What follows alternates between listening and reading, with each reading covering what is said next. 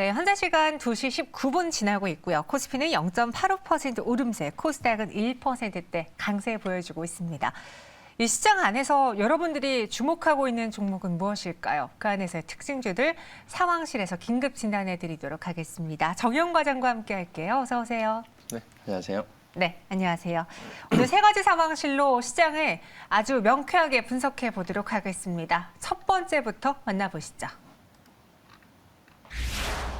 여러분 집에서 치료하세요. 비트컴퓨터 오늘 첫 번째 상황실에서 다뤄보겠습니다.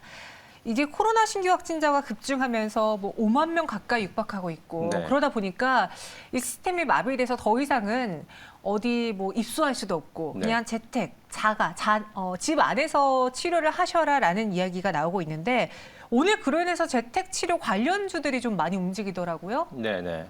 오늘 재택치료 네. 관련한 기업들 그리고 이런 또 이제 재택치료가 수요가 이제 많이 늘어나게 되면 이제 상비약이라든지 이러한 관련주들이 시장에서 부각이 되고 있습니다. 그러면서 오늘도 보시게 되면 특히나 대표적으로 이제 비트컴퓨터라든지 인성정보 같은 그러한 원격 치료 테마 주들이 좀 상승세를 보여주고 있는데요. 근데 사실 보게 되면 전형적으로 지난 작년 이제 상반기 흐름과 최근에 흐름이 좀 비슷하다라고 보시면 될 것 같습니다. 작년 이제 상반기에도 한 5월, 6월 달 정도에 이제 4차 팬데믹이 유행했을 당시에도 이러한 원격 진료 테마주들이 급등세를 보인 바가 있고요. 이번에도 마찬가지로 비슷한 정부의 방역 체제 변경과 함께 이런 비슷한 좀 흐름이 나타나고 있다라고 보시면 될 것 같습니다. 네, 원격 진료 그리고 아이들이 먹는 감기약, 성인들이 자주 또 구매하시는 감기약, 치료제 관련주도 오늘 장 뜨거운데 이 원격 진료 시스템 공급 1위 업체가 비트컴퓨터라는 말이죠. 근데 이게 이번 코로나랑 어떤 연관인 건지 네. 제가 알기로는 지금 코로나로 인해서 재택 치료하신 분들이 이 서비스를 이용할 수 없는 걸로 알고 있는데 그렇죠. 그렇다면은 지금 비트컴퓨터가 오르는 게 좀 말이 안 되는 상황이지 않을까요? 그러니까 기대감이라고 보시면 될 것 같습니다. 오. 그러니까 지금 현실적으로는 네. 그러니까 현장에서 이용은 안 되지만 이번에 이제 팬데믹 또 이제 코로나19로 인해서 향후에 이러한 디지털 헬스케어 시장이 전반적으로 이제 성장할 수 있을 것이다라는 그러니까 즉 이제 촉매제로 작용하지 않겠느냐 그러한 이제 기대감으로 이제 주가가 반응을 하고 있다라고 보시면 될 것 같습니다. 지난해 앞서 말씀드린 것처럼 작년 상반기 같은 경우에도 비슷한 논리로 시장에서 이러한 원격 진료 관련해서 테마주들이 급등을 했던 경험이 있고요. 아시다시피 그 이후에는 실질적으로 이러한 기업들의 매출이 전혀 일어나지 않고 있는 그러한 상황이기 때문에 주가는 그 이후에 다시 제자리로 회귀하는 모습을 보였다라고 보시면 될 것 같습니다. 이번에도 마찬가지인 패턴이 나올 수밖에 없다라고 보시면 될 것 같고요. 그래서 지금은 단기적인 이러한 부분보다도 이 시장 자체, 그러니까 디지털 헬스케어 시장이 어찌됐든 간에 지금 전 세계적으로 글로벌적으로 꾸준하게 지금 성장세를 보이고 있다는 점에서 단기적인 시각이 아니라 이제 참 장기적인 관점에서 좀 바라보시는 게 맞지 않나 그렇게 보고 있습니다.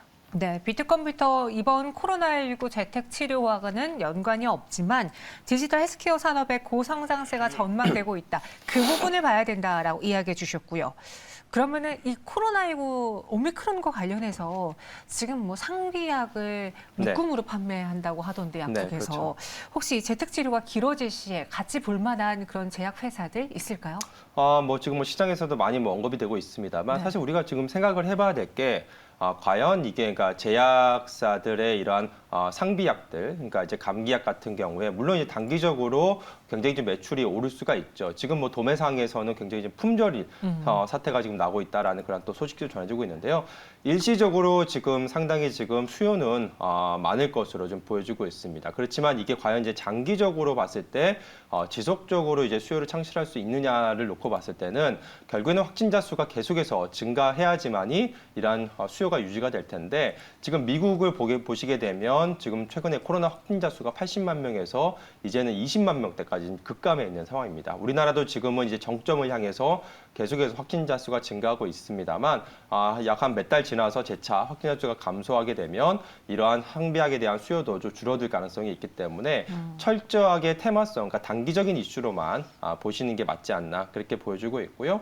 이와 관련해서도 뭐 산소 포화도 측정기 같은 경우에도 최근에 품절 사태가 지금 나고 있는 상황인데요. 이러한 관련주들, 뭐 대표적으로 메디아나라든지 유유제약 이러한 기업들도 오늘 주가가 이제 급등하고 있는 상황인데 마찬가지로 철저하게 단기적인 그러한 시각에서 좀 접근해야 되지 않을까 그렇게 보고 있습니다. 네, 그럼 정혜원 과장님은 이 이슈를 가지고 이 코로나19 치료제라던가 재택치료 관련주 사시겠습니까? 안 사시겠습니까?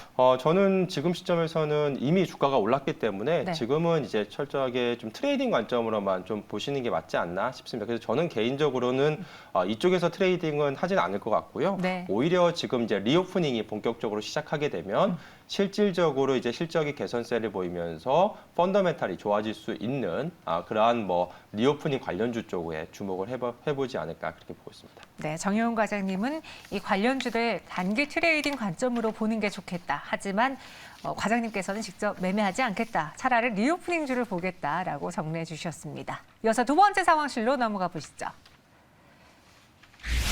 이번에는 딱 개별 모멘텀, 개별 이슈를 갖고 있는 금호석유입니다. 경영권을 두고 또 싸우나 이런 이야기가 나오고 있는데 박철안의 주주 제한 발송 이야기가 나오고 있습니다. 그러니까 이전에도 한번 주주 제한을 했다가 그때 안건이 거절되면서 부결되면서 좋지 않은 결과를 그러니까 나온 걸로 알고 있었는데 이번에도 안건이 통과되지 않을 가능성이 높지 않을까요?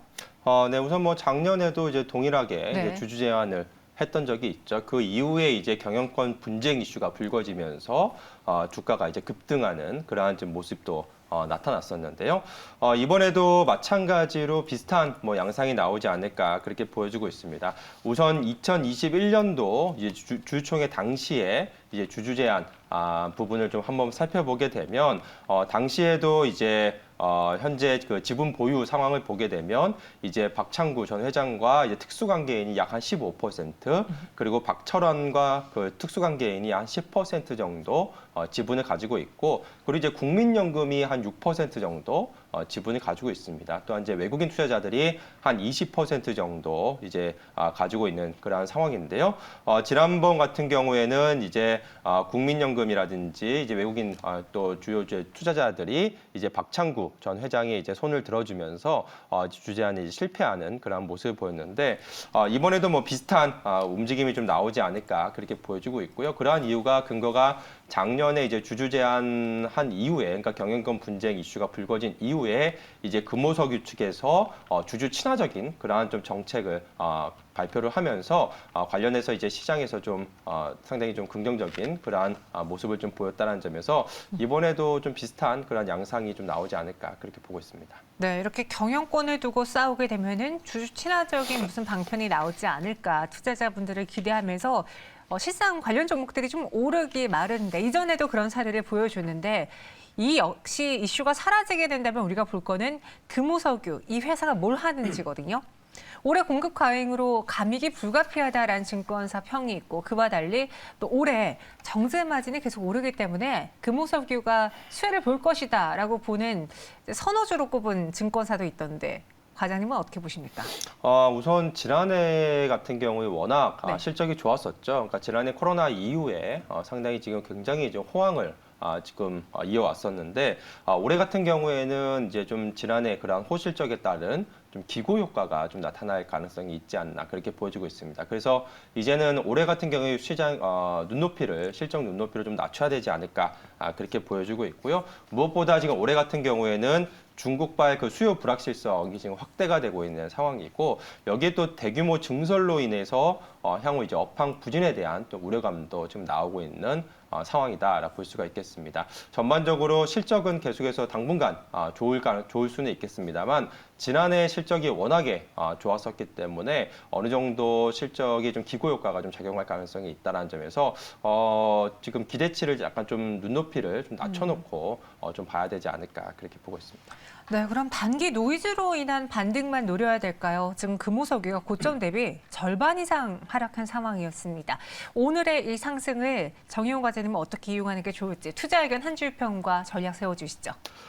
네, 우선 지금 주가가 이제 고점 대비해서 한 절반 정도 하락했기 때문에 앞서 말씀드린 것처럼 올해 그러한 실적이 다소 좀 슬로우할 수 있다는 점은 어느 정도 주가에 충분히 반영된 시점이 아닌가 그렇게 보여지고 있습니다. 그렇기 때문에 오히려 지금 시점에서는 네. 이러한 경영권 분쟁이 좀 재점화되고 있다는 점, 이로 인해서 향후에 뭐 주주 환원 정책이 좀 강화될 수 있다는 점, 즉 배당 확대라든지 뭐 자사주 소각이라든지 이러한 주주 친화적인 정책이 나올 수 있다는 점에 주목을 해야 되지 않을까 싶습니다. 그래서 지금은 주가는 이미 하락해 있는 상황이고 지금 뭐 저점에서 좀 반등하고 있는 구간이기 때문에 개인적으로는 지금 이제 경영권 분쟁이 좀 재점화되고 있다는 점에서 일단 이번 달, 그러니까 다음 달 이제 주주총회 전까지는 계속해서 시장에서 좀 부각이 될 수 있기 때문에 현재 시점에서는 단기적으로 충분히 좀 접근 가능한 그러한 구간이 아닌가 그렇게 보고 있습니다. 오히려 현재 이 악재로 인한 것들은 주가에 다 반영이 된 상황 안에서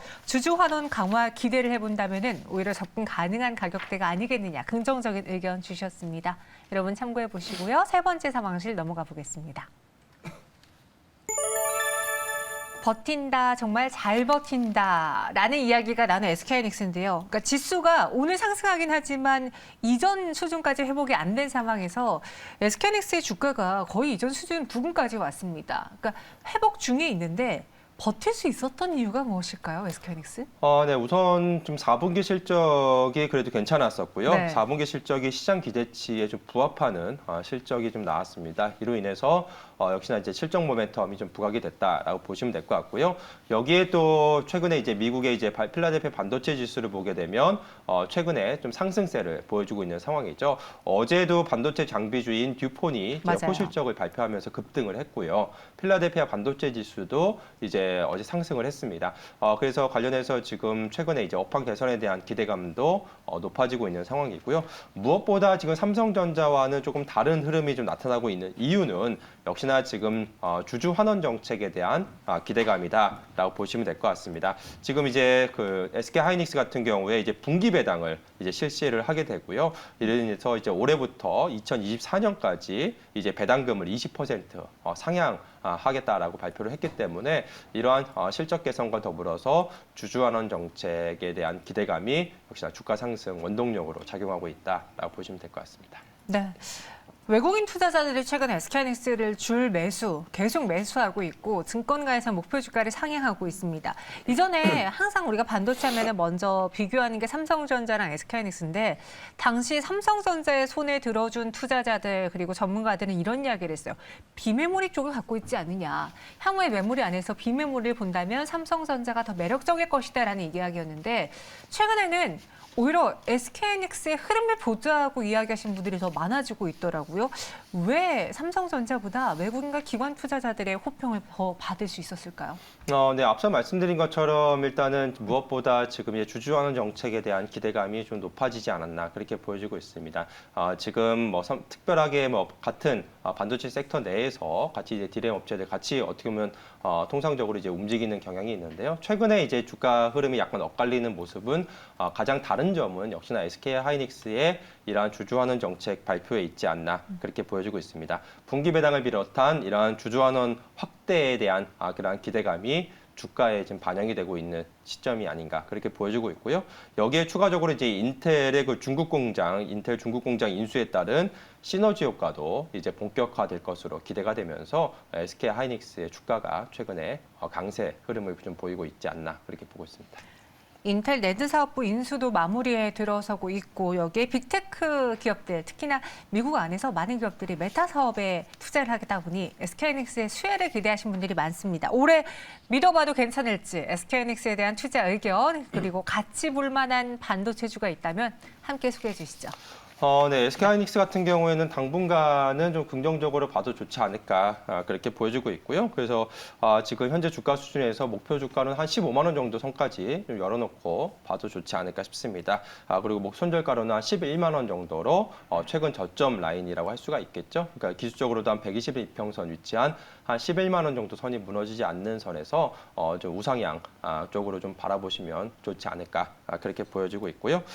지금 반도체 관련주 관련 섹터 내에서 좀 주목해볼 만한 종목으로는 지금 어제 상당히 좀 호실적을 발표한 네. 서플러스 글로벌을 주목해 보시면 좋지 않을까 그렇게 보고 있습니다. 이 반도체 그 중고 이제 장비를 이제 판매하고 있는 회사인데요. 어제 이제 서프라이즈한 실적을 발표한 이후에 오늘 주가가 급등을 했죠. 그래서 오늘 크게 상승을 했다가 지금은 좀 고점 대비해서 좀 밀려 있는 그런 상황인데요. 아시다시피 최근에 뭐 차량용 반도체도 지금 부족한 상황이고 전반적으로 이 반도체 밸류체인 상으로 부품 부족 현상이 계속해서 지금 이어지고 있는 상황입니다. 그로 인해서 지금 중고 장비의 수요가 증가세를 보이고 있는 상황이고요. 서플러스 글로벌 같은 회사 같은 경우에도 그렇기 때문에 지난해 상당히 좀 호실적을 거뒀다라고 보시면 될 것 같습니다. 이러한 밸류체인의 부품 부족 상태가 구조적으로 지금 당분간은 이어질 가능성이 높기 때문에 그렇다고 한다면 올해도 이러한 실적 개선세가 이어질 수 있다는 점에서 서플러스 글로벌 반도체 섹터 내에서 주목해 보시면 좋지 않을까 그렇게 보고 있습니다. 네, 인텔 시너지 효과 그리고 주주 환원 확대 이 두 가지가 기대되는 SK하이닉스 올해 한번 눈여겨보시고요. 이와 함께 같이 볼 종목으로는 서클러스 글로벌을 이야기했습니다. 지금까지 정혜영 과장과 함께했습니다. 고맙습니다.